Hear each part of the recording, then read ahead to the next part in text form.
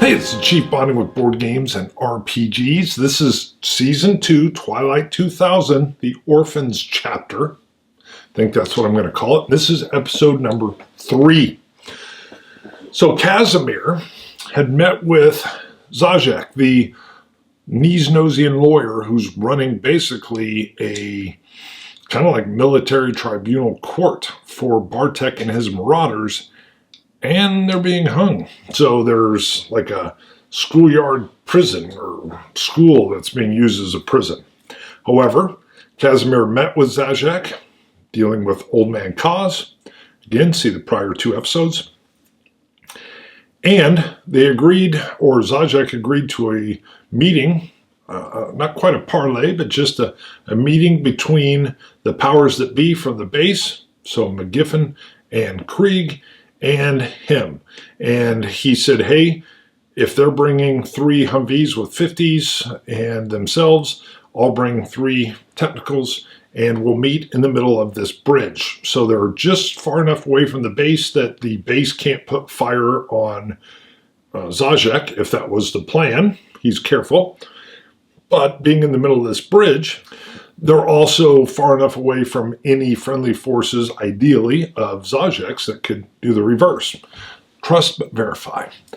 So we'll open the scene with Casimir had gone back, just boldly walked back. He has his car 15, got right back into base, let Major McGiffin and Casimir know that Old Man Kaz, who had been chatting and kind of working as an OP, an observation post, lookout post, had escorted him to Zajac, and that Zajac explained what he's doing, and that their focus is on Bartek, but that he would love to meet the base, the individuals from the base, and asked who was in charge.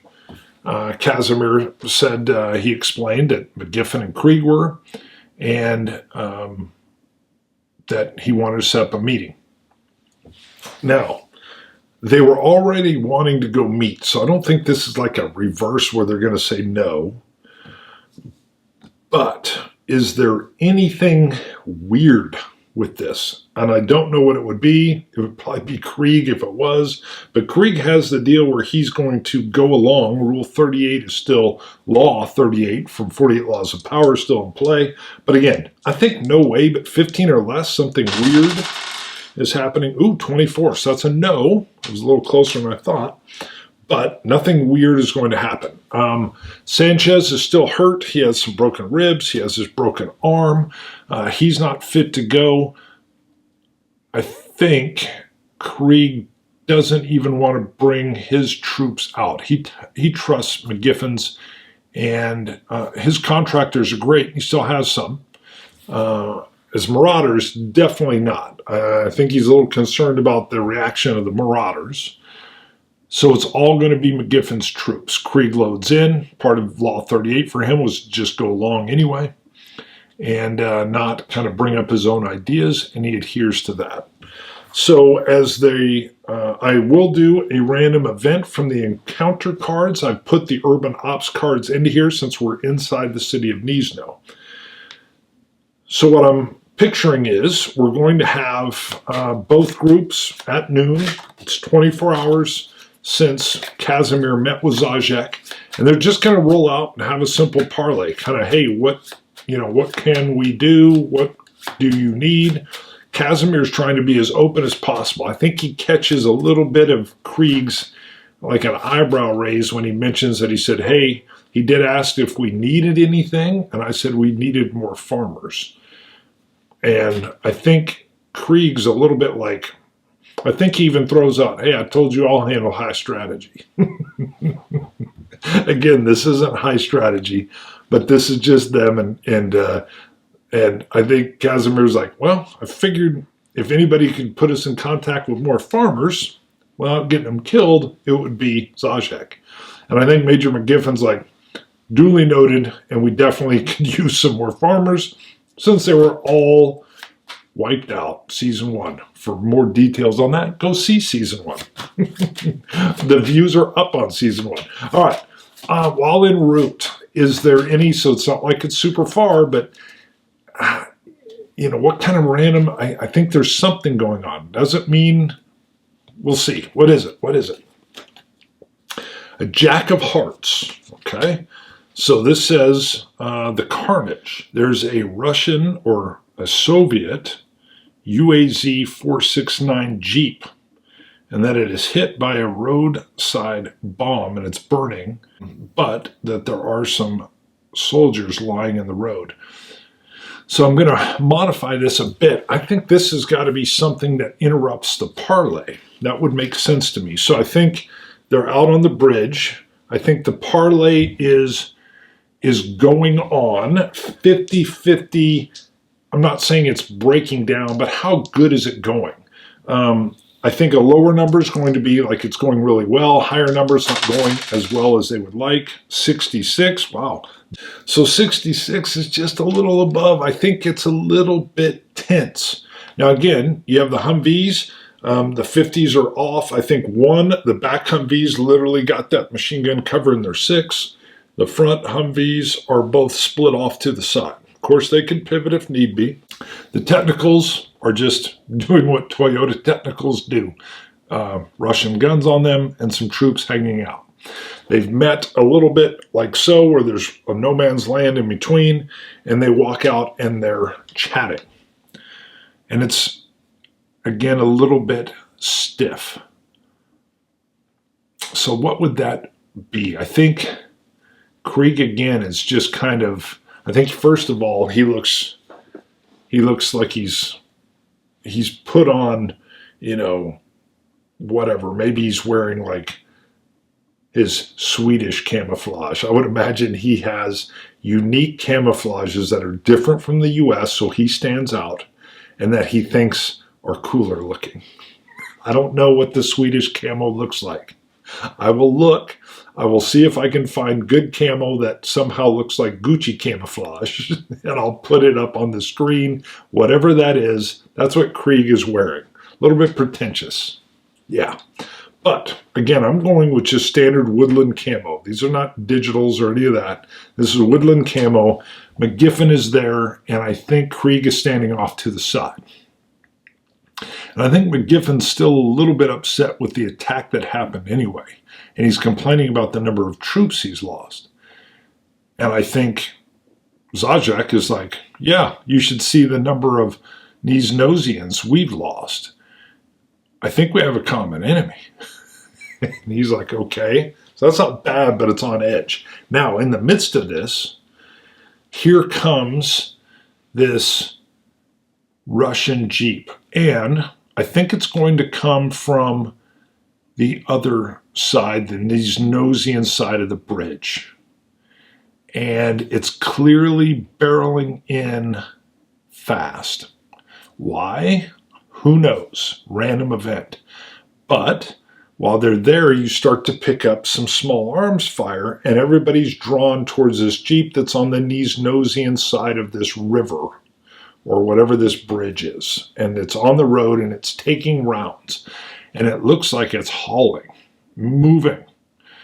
And all of a sudden, I don't think it's a mine. I think an RPG-7 streaks out and hits it and just blows it. Now you've got the American Humvee with a 6. He's still watching his angle, but the other two are just on, everyone's on high alert, including Zajac's crew. And I think Major McGiffen, being the major he is, Zajac, what's the meaning of this? Zajac, being the lawyer, is, I think the meaning is we just shot some vehicle that was coming into our area a little fast. Other than that, I'll have to get back with you. Well, it doesn't seem like your area is very secure. And I think, again, Zajac is like, well, it's not. Okay. Casimir, I believe, is back at the Humvees. He's not up for the parlay.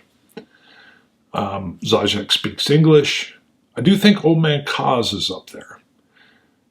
So clearly they're going to sort this out. And I see Zajac like pulling up a little portable radio and speaking in rapid fire Polish and trying to figure out what's going on. And you quickly see none of the technicals with Zajac, but another one kind of come up from the distance, and they get out and they start kind of going through this explosion crash scene. And they report back that they have some Russians. Okay, what are the Russians doing here? So I think I got to ask a yes/no question. We know from season 1 again that there were some messages put out that they were being taken down by Bartek's marauders, but there were messages going out for Spetsnaz. Now, why would they be screaming in? So who knows? But are they the Spetsnaz? I would think not. But let's just go with no way, but that's 15 or less. 53. So no, they're Russians, and they are just screaming into the area. Doesn't seem very wise, but let's find out. Event, meaning, and action subject. 10. We have communicate. Okay. Tells me that we probably have at least one of the Russians is able to communicate, but 87, let's see. 87 is magic. Okay. So the way this works is magic obviously wouldn't apply to, we're not in a fantasy setting. So this could mean something more like technical. It could be that they have satellite communication or anything else that is kind of like that. So we're going to put in parentheses tech, and we'll figure out what that is. We go again. 61 is oppress. Okay. Doesn't seem very helpful. And 53, home. Okay. Well, maybe they were on the run from Russian troops. We're going again. 99 is, oppress again. Feel like I didn't roll 99 before. All right, we have oppress and 48 success. All right, just to tie it together. So these clearly, we know, aren't the Spetsnaz, but I think we have Russians that heard that the U.S. was looking for Spetsnaz, Russians, which sounds like these are going to be some kind of like deserters, and then oppress success.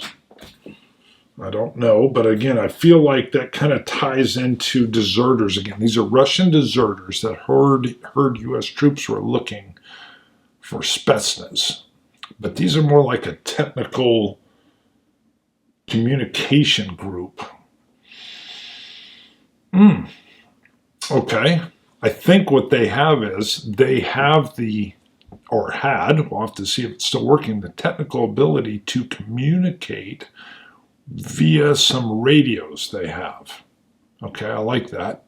And we're thinking maybe they would be worth some bling if they can get the U.S. troops in contact with Spetsnaz. I like this. Oppress success. All right. Well, I'm thinking, is that equipment destroyed? So I think right here on the spot, Zajac is getting the information that these guys were trying to run the gauntlet to get with the U.S. They had no idea the lay of the land or anything else, and they're just making like wouldn't be a gun run because they're not shooting, but they were just driving like bats out of hell trying to get to the U.S. base. And little do they know, they worked into what was going on here, and they were deemed as a threat, and they were taken out. But we know we have, how many Russians survived this? 6-sided die, and I'm going to do -1 on this roll. Okay, so it's a 5, but there's 4. So 4 of them have survived, which tells me, I mean, that might be the most, the people that are in the Jeep. But we do know the Jeep is on fire. So is this radio equipment, is it something that was in the Jeep, or is it something that more was like in a rucksack on them?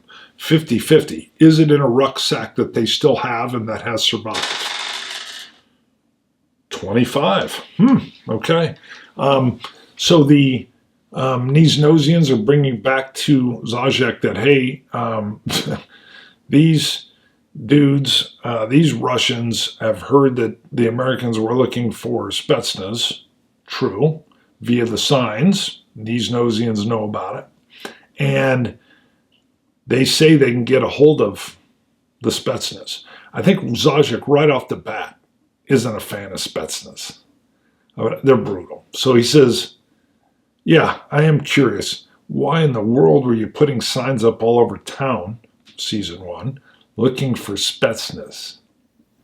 And I think Zajac, who's smart enough to tell that they don't want to discuss it, picks up on Krieg adding in a obvious lie of, I'm always looking for contractors. Boom, lie. And I think Zajac's like, okay. So he knows Krieg will lie right to his face. He says, well, these guys say they can get a hold of them. How about I have the survivors brought down? I would imagine like a couple of them, maybe there were 6. I don't know how many this holds, didn't make it out of there, but in they come. You've got different levels of some wounds that are here. I don't know. Are they going to hold on to these guys or give them over to the Americans? We'll see. I think the big thing, Zajac being the lawyer, thinks, why don't we have the discussion here? He can hear it. I think he even says, do any of you speak Russian? I don't think they do. I think it's almost impossible that any of them speak enough to fully communicate what they're looking for, which is Spetsnaz that can get them to Warsaw for gold. Yeah, 40. No. He goes, well, fortunately, I do. Which puts him, again, in the commanding position here. I like it. That's what he would do. Up comes one Russian, not all of them, one of them. He seems to be the one in charge. He's singed, but not hurt too badly. And I think they bring up, he's stripped of weapons, but they bring up a rucksack or an equipment bag with some kind of satellite radio equipment. Clearly Russian. Love it. And the conversation happens. They say, hey, we can get a hold of some Spetsnaz, but they're going to want something out of it. And I think what they're going to say was, well, we would have taken some food, ammo, and fuel, but we don't need the fuel anymore. I think the Russian says we would be interested in one of these Humvees, and McGiffin's like, you're not leaving with one of these Humvees. And there's some discussion back and forth. Well, Zajac's in the catbird seat. I think he's going to want the conversation. If it's going to happen, it happens here. I don't think he's going to turn these guys over. He shot them. He's not turning them over to the Americans at this point in time. He's got them. And I think he's got the radio equipment kind of on his side of the bridge, so to speak. Does the Russian speak English? I think it's no way, but 15%, 58, no. Which is, again, all the better for Zajac. He says, well, luckily I can translate for you. See if he can make contact, and you can gift him some MREs, and at least we can get this parlay started. So I think a carton of MREs come up. I forget how many are in there. I think it's like 8, maybe it's 6, I can't remember, but a carton of MREs come up and or plumped down in front of him, and Zajac says, oh, tears one open, I think hands him like Well, back in my day, they had the maple cake in there. I always liked it. And he hands him one of those and says, fire up your equipment. First, let's see if it works. 2, let's see if you can deliver the goods, which means contacting Spetsnaz. And we'll see if you're put your money where your mouth is.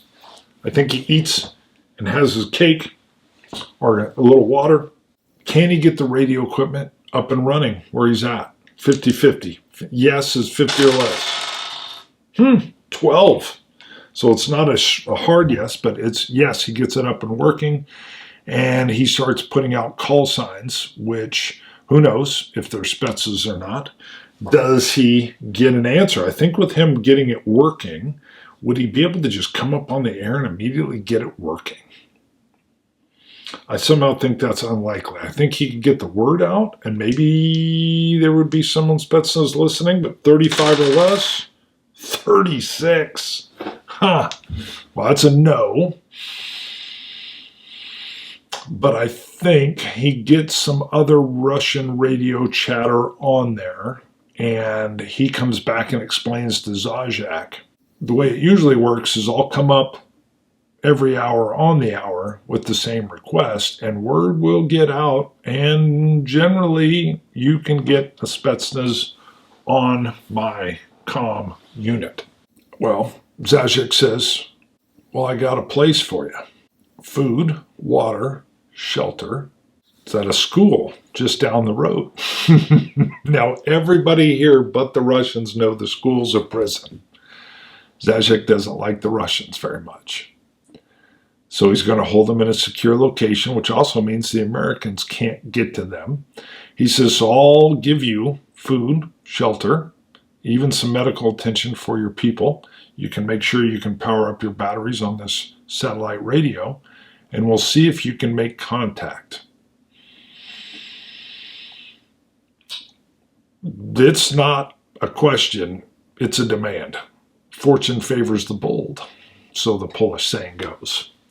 And I think McGiffen's kind of like, well, he's got the radio on, where they're not going to get in a fight over the Russian. And I think the deal is made. Great. I think Zajac knows there's got to be more to wanting the Spetsnaz to come in. Not just Krieg wanting some contractors. I think Krieg does say, hey, even these commo guys, we got work for them. I need contractors that are, I need trigger pullers, but I also need good commo guys, especially commo guys that can work on the Russian side of things. We would be more than willing to house them on base. And Zajac says, not yet. Not yet. He's holding on to his cards and keeping them close to his vest. He says, we'll see. And he goes, for now, I caught him, I keep him. And he has one of his guys walking back to one of the technicals and bundle up the radio, and says, I will keep you in the loop via Casimir in regards to if we actually get in contact with any Spetsnaz. And I'd still like to chat a little bit more about what you're looking at or what you're looking for. All right, Krieg still following the 38th law, which is kind of go along to get along. Is like, works for me. If they get a hold of Spetsnaz, who knows? Maybe Zajac needs to be cut in on the deal. It's maybe not a bad idea to have some pulls other than Jan and the Marauders with him. All right, Krieg's thinking, sure, this could work. Who knows? Part of the thread. You still got a problem with Warsaw and behind the lines and radiation, and is the gold even there? And if so, how much? Well, if it's there, I bet you there's a bunch. So Krieg's good and seen. All right. So again, what I do think is they'll head back to their individual bases. without any problem. We'll leave it with Zajac as he will continue a thread. I'll add in a new thread of the Russian radio operators. I did forget one thing, and that is Eddick wants to know about a library. And I think before they head off that bridge, Casimir pops out and says, yeah, I think he would interrupt. Fortune favors the bold. And he says, hey, Zajac, you guys got a library? I think Krieg turns around and looks kind of like back over his shoulder at Casimir, like, what the hell kind of question's that? Now, again, this is in Polish, so maybe Krieg doesn't understand the full question. Or, you know what? I think Casimir would do it. He speaks some Russian as well. He would do it in English. And I think Krieg just looks like, what? And Zajac's like, well, of course. What are you looking for? And I don't think Casimir wants to yell out a ham radio book. Hey, I don't think he wants to say that now. Okay, so he's going to go toward, he's still trying to learn English. And he says, something that teaches me to read and write in English. And I don't need to roll. I think Zajac's like, I'll have one of my guys go see what they can find. I think everybody knows. I imagine Casimir was going around trying to find anybody that would teach him English. It's known how to read English because of the book from Pacheco, the books from Pacheco. I think that ties in. No suspicion from Krieg or anything. Again, suspicion might be the wrong word, but he still wants to keep the ham radio stuff maybe under wraps. We'll see how that goes. Maybe not. But currently, it's not something he would be... But he throws that out, and he literally does want to learn more about reading English. And he wants to, Kaz is going to teach him, but he wants to be able to learn on his own too. And that being said, he will hit them up in a little more private area for ham radio stuff. I like it. And we'll end that scene with them coming back. I think it's a perfect place to pause. Again, if you like the show, go ahead and give it a like, subscribe, please. It helps me out. For those that really dig the show, there's Patreon. Now, I was setting up YouTube because some folks don't want to use Patreon. I get it. I was setting up YouTube to have a little thing there too. I still got to work on that. But any help is greatly appreciated. But please, mostly, thumb it, subscribe. Helps out a lot. We're going to call this scene right now. Thank you again for tuning in. Interesting things are unfolding, and I do believe we're kind of starting to point toward a Warsaw mission. So, I like it. All right, see you guys. Bye.